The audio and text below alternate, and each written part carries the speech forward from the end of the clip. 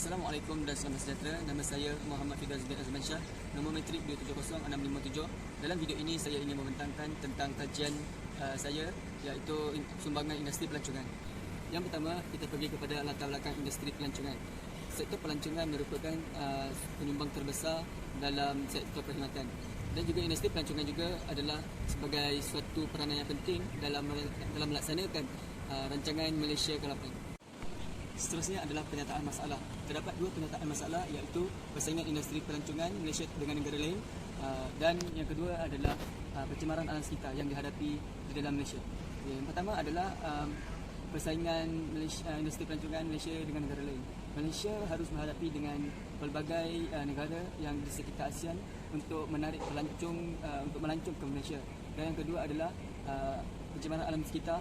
Malaysia, kerajaan harus menekankan tentang kebersihan dia di tempat-tempat yang menarik bagi menarik pelancong di Malaysia.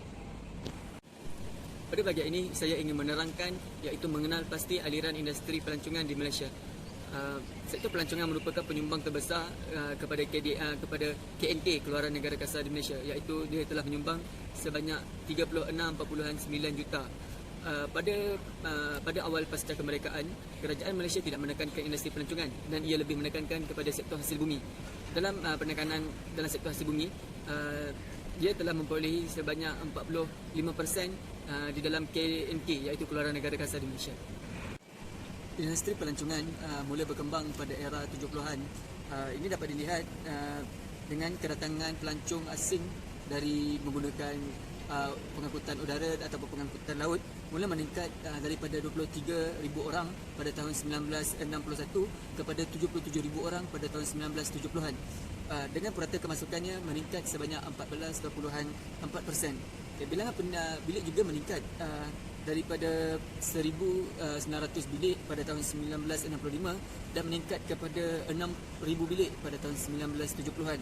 Peningkatan jumlah hotel dan bilik telah membuka peluang banyak pekerjaan kepada rakyat Malaysia, iaitu telah membuka peluang pekerjaan sebanyak bermula daripada 2,700 orang pada tahun 1965 kepada 8,000 orang pekerja pada tahun 1970-an juga.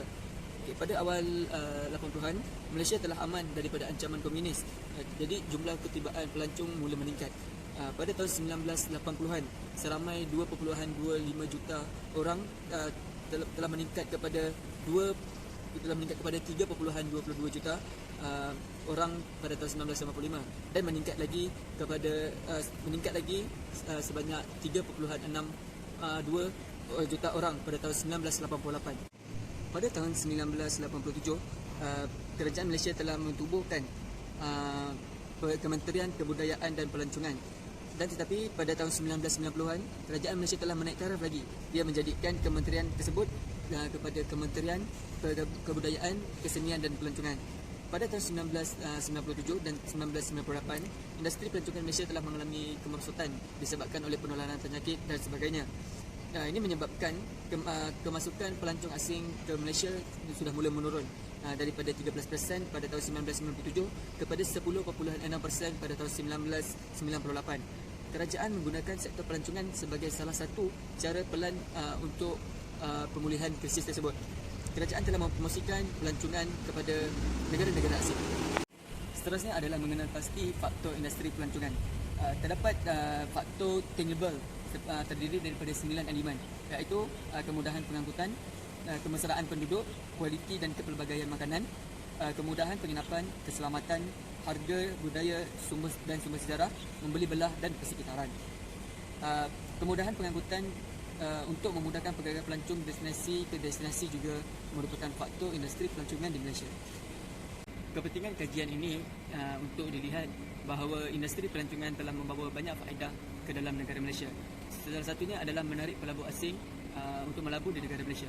Contohnya kita dapat lihat pelabur asing telah melabur dalam membangunkan Pulau Langkawi, iaitu telah menelan sebanyak 4.5 bilion yang ditanggung kerajaan, akan tetapi sudah dibantu sedikit sebanyak oleh pelabur asing. Dan seterusnya adalah aliran industri pelancongan.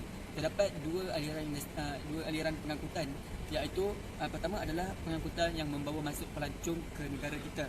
Yang kedua adalah aliran pengangkutan yang di mana membawa pelancong ke destinasi di dalam negara kita. terdapat dua faktor yang mempengaruhi industri pelancongan. Yang pertama adalah kawasan yang menarik dan strategik. Seperti contoh kita dapat lihat di Kuala Lumpur yang mempunyai kemudahan dan infrastruktur yang menarik dan mempunyai tempat-tempat bersejarah seperti Muzium Negara, seperti Muzium Kereta Api. Itu dapat menarik pelancong asing. Yang kedua adalah kepelbagaian etnik dan budaya yang kita dapat lihat contohnya di Sabah dan Sarawak yang mempunyai kepelbagaian adat dan kepelbagaian etnik di sana. Kesan industri pelancongan terhadap ekonomi negara Malaysia. Yang pertama adalah meningkatkan kadar mata wang negara Malaysia, iaitu apabila sektor pelancongan dapat meningkatkan ekonomi dari segi pengaliran wang masuk ke negara Malaysia. Yang kedua adalah dapat menarik pelabur asing ke negara Malaysia.